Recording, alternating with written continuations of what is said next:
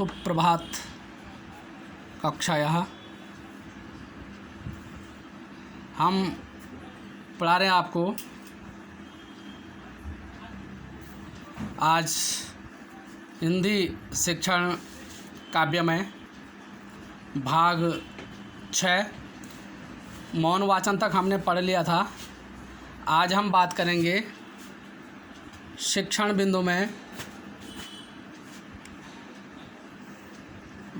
भाव विश्लेषणात्मक प्रश्न।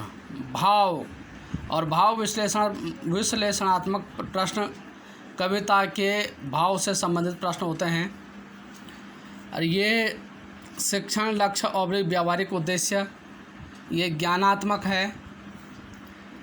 और छात्र अध्यापक क्रियाएं में आपका प्रश्न पूछा जाएगा। प्रश्न 1 इसमें भाव विश्लेषणात्मक प्रश्न, ज्ञानात्मक, बोधात्मक। पहले ज्ञानात्मक का प्रश्न पूछेंगे।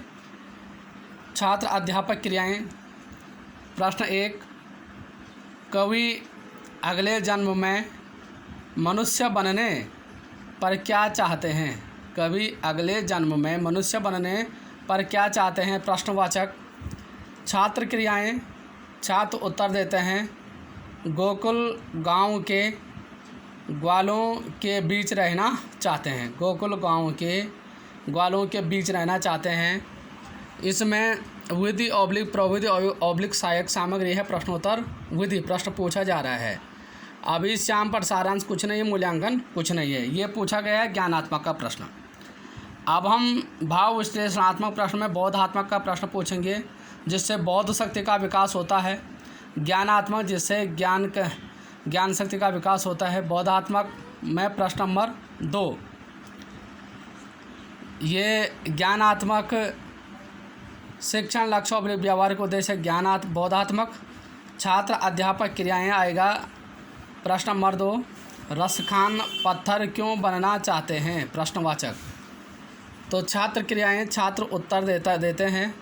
उत्तर गोवर्धन ही वह पर्वत है जिसे कृष्ण ने अपनी उंगली पर धारण करके ब्रज की इंद्र के कोप से रक्षा की थी। गोवर्धन ही वह पर्वत है जिसे कृष्ण ने अपनी उंगली पर धारण करके ब्रज की इंद्र के कोप से रक्षा की थी। अब इसमें फिर दूसरा प्रश्न हम यहाँ बात करते हैं। विधि प्रविधि ऑब्लिक सहायक सामग्री है। ये प्रश्नोत्तर विधि पूर्ण विराम।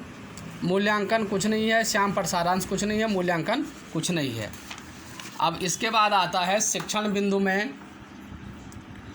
शिक्षण बिंदु वही है जो पहले से लिखा हुआ है। पहले से क्या लिखा हुआ है? हमने लिखा भाव विश्लेषणात्मक के प्रश्न, ज्ञानात्मक के हो गए, बोधात्मक का हो गया है।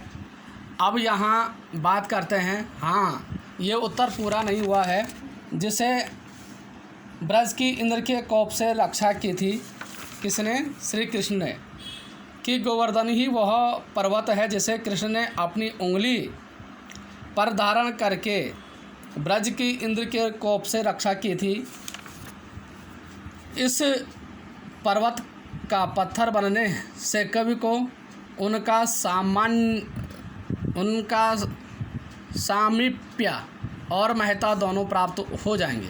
सामीप्य भी प्राप्त हो जाएगा और महत्ता भी प्राप्त हो जाएगा। तो ये छात्र क्रियाएं। और ध्यान ये भी रखना कि ये वाला ज़्यादा स्पेस में ना रहे, नहीं तो इसमें प्रश्नवाचक पड़ता है। 1-2 पंक्ति आ रहा है तो कोई बात नहीं, लेकिन ज़्यादा स्पेस पे खाली नहीं रहना चाहिए। अब यहाँ हम बात करते हैं सृजनात्मक शिक्षण बिंदु। तो वही है भाव विश्लेषणात्मक प्रश्न और शिक्षण लक्ष्य व्यावहारिक उद्देश्य सृजनात्मक। ज्ञानात्मक हो गया, बोधात्मक हो गया और सृजनात्मक जो सीखने की शक्ति का विकास करते हैं। इसमें छात्र अध्यापक क्रियाएं हैं। प्रश्न 3 नंद की गाय चराने का कवि क्या मूल्य देना चाहता है और क्यों?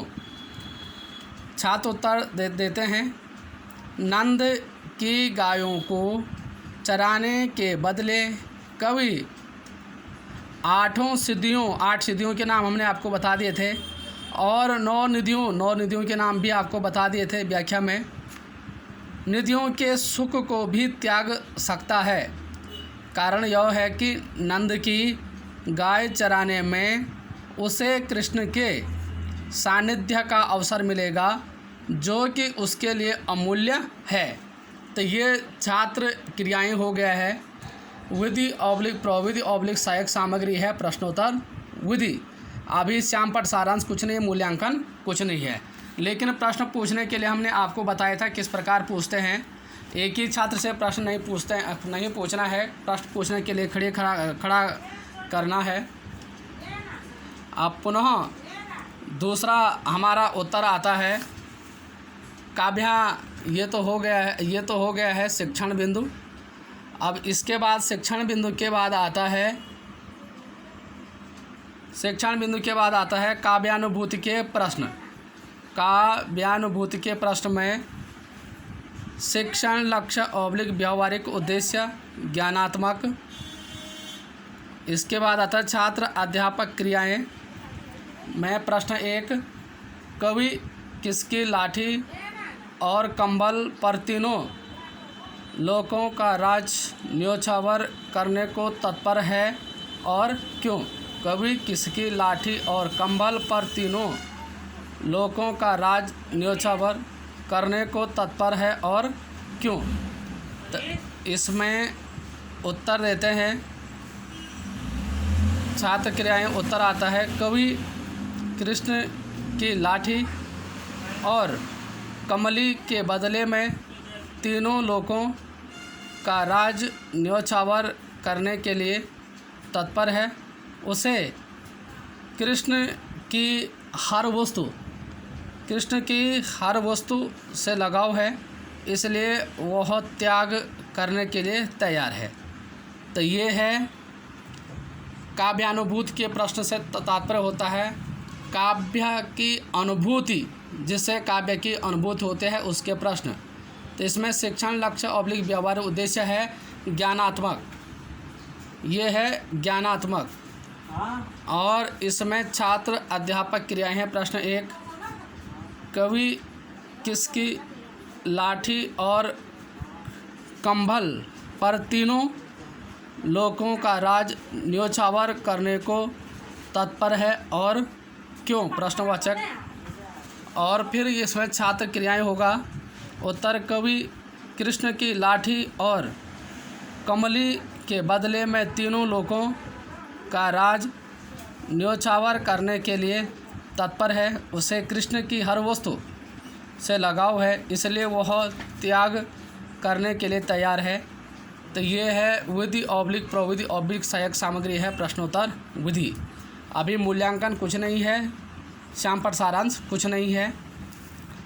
फिर इसी में काव्य अनुभूति के प्रश्न। काव्यानुभूति जिससे काव्य की अनुभूति होती है, ये ज्ञानात्मक का हमने आपको बता दिया है। फिर बौद्धात्मक का प्रश्न बनता है जिससे बौद्ध शक्ति का विकास होता है। प्रश्न 2, 9 निधियों के नाम बताइए। प्रश्नवाचक। अब 9 निधियों के नाम जैसे आपको बताया गया था। उत्तर महापद्म, पद्म, शंख, मकर, कच्छप, मुकुंद, कुंद, नील, खर्व। ये है बौद्ध आत्मा जिससे बौद्ध शक्ति का विकास होता है। और ये विधि ऑब्लिक प्रविधि सहायक सामग्री है प्रश्नोत्तर विधि। तो एक और छात्र अध्यापक क्रियाएं, एक और छात्र क्रियाएं, दूसरी ओर है विधि प्रविधि ऑब्लिक सहायक सामग्री, ये है प्रश्नोत्तर विधि। अभी श्यामपट सारांश कुछ नहीं है, मूल्यांकन कुछ नहीं है।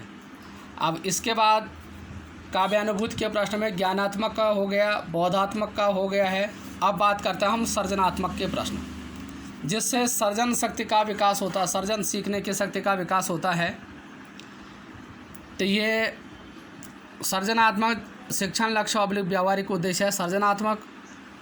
और छात्र अध्यापक क्रियाएं, जिससे छात्र अध्यापक बच्चों से प्रश्न करता है।